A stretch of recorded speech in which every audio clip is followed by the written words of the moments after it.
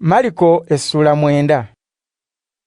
Awo Yesu n'ayongera okubagamba nti, Mazima mbagamba nti abamu ku bantu abali wano balifa bamaze okulaba ng'obwakabaka bwa Katonda buzze n'amaanyi.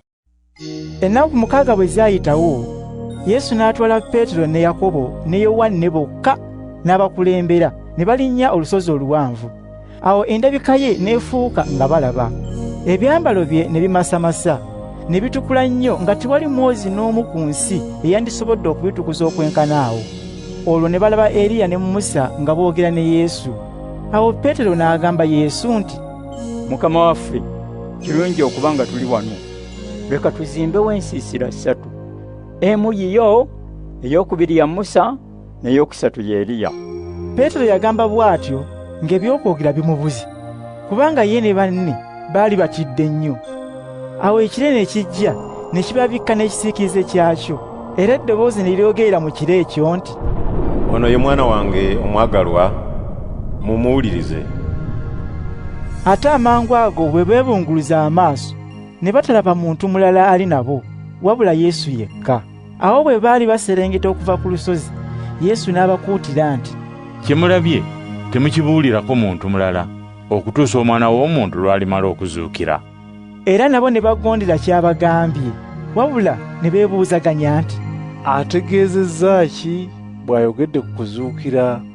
Awo ne bamubuuza nti, Lwaki abannyonnyozi b'amateeka bagamba nti Eriya y'ateekwa okusooka okujja?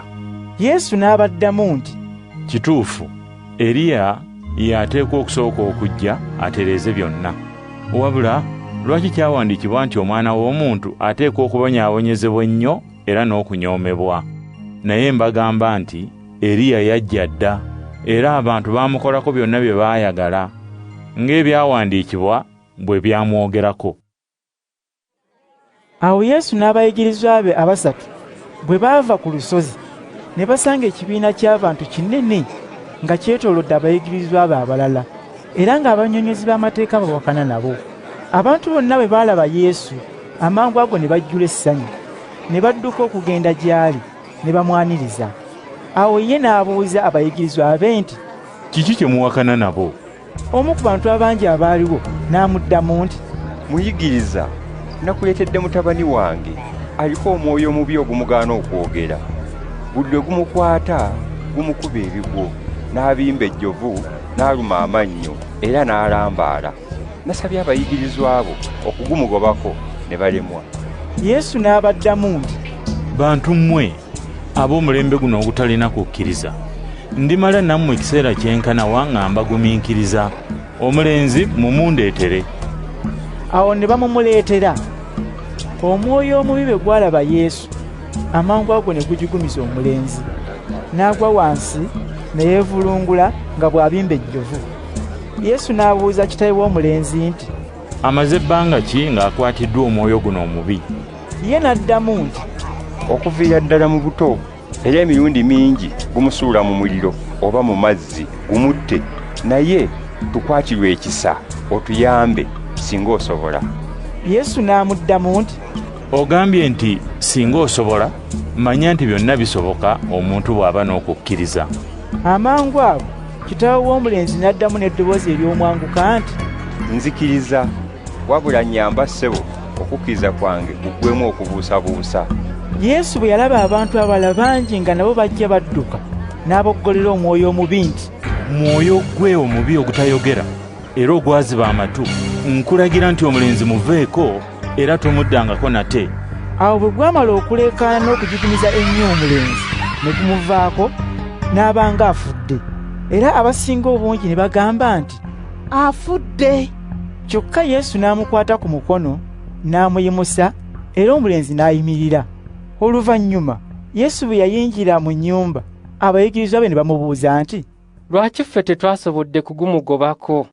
Ye n'abaddamu nti, Tewali kirala kye muyinza kugobesa mu mwoyo mubi gwa ngeri eno ku muntu okuggyako okusaba Katonda.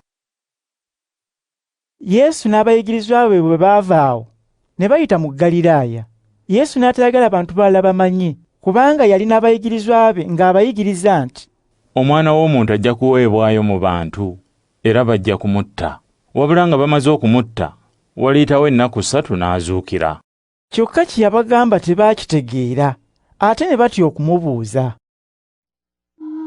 Awo Yesu n'abayigirizwa be ne batuuka e Kafalanawumu.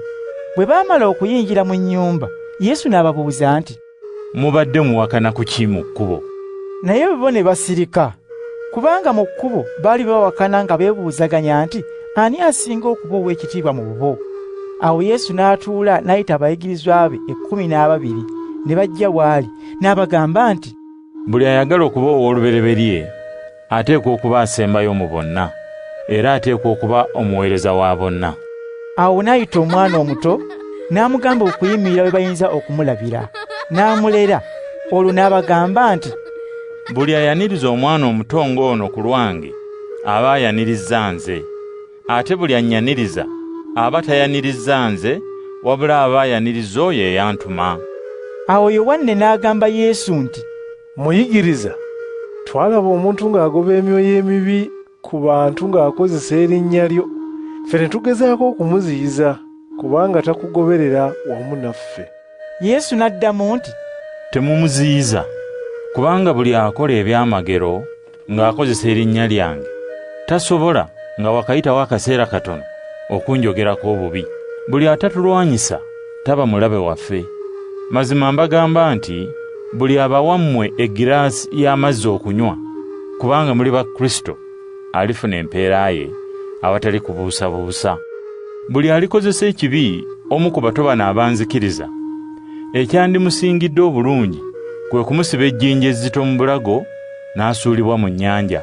Era singa omukono gwo ogukukozesa ekibi gutemeko. Kirungi ofune obulamu obutaggwaawo ng'oli wa mukono gumu okusinga lw'osigaza emikono gyombi naye n'osuulibwa mu kifo eky'okuzikirira, omuli omuliro okutazikira era omutaggwa nvunyu. Oba singa okugulu kwo kukukozesa ekibi gutemeko. Kirungi ofune obulamu obutaggwaawo ng'oli mulema okusinga lw'osigaza amagulu gombi naye n'osuulibwa mu kifo eky'okuzikirira, omuli omuliro okutazikira era omutaggwa nvunyu. Oba singa eriiso lyo likukozesa ekibi lijjeemu. Kirungi oyingire obwakabaka bwa Katonda ng'oli wa liiso limu okusinga lw'osigaza amaaso gombi naye n'osuulibwa mu kifo eky'okuzikirira, omuli omuliro okutazikira era omutaggwa nvunyu. Buli muntu alikumwamu omuliro ng'emmere bwerungwamu omunnyo. Omunnyo gwa mugaso, naye singa gusaabulukuka muyinza mutya okuguzzaamu obuka bwagwo? Mube n'omunnyo mu mpisa zammwe era mutabagane.